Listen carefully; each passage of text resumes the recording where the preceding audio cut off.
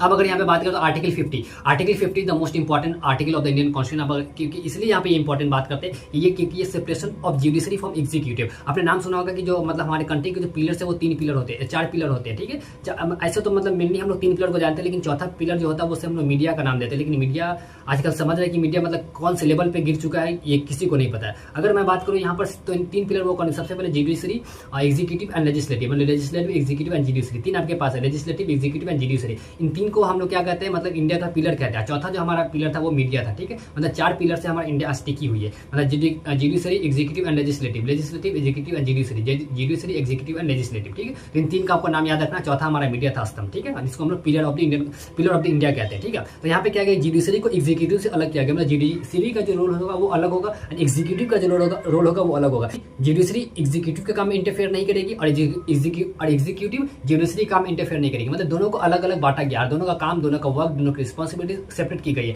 तो आर्टिकल 50 जो इसी चीज के बारे में यहाँ पे बताता है, ये क्वेश्चन यूपीएससी की पूछी कि कौन से article separation of judiciary and executive की बात करते हैं आपको। तो यहाँ पर आपको आर्टिकल सिर्फ वहाँ पे पूछा गया था, आपको इस चीज के बारे में भी ध्यान रख के चलना है कि वहाँ पे मतलब बड़े लेवल के भी एग्जाम होते हैं, तो वहाँ पे भी आर्टिकल इंपॉर्टेंट होता है, वहाँ पे भी आर्टिकल इंपॉर्टेंट होता है, आपको आर्टिकल याद करके चलना है, ठीक है। और separation of judiciary from executive की यहाँ पे बात की गई थी, तो आर्टिकल 50 के बारे में ये ध्यान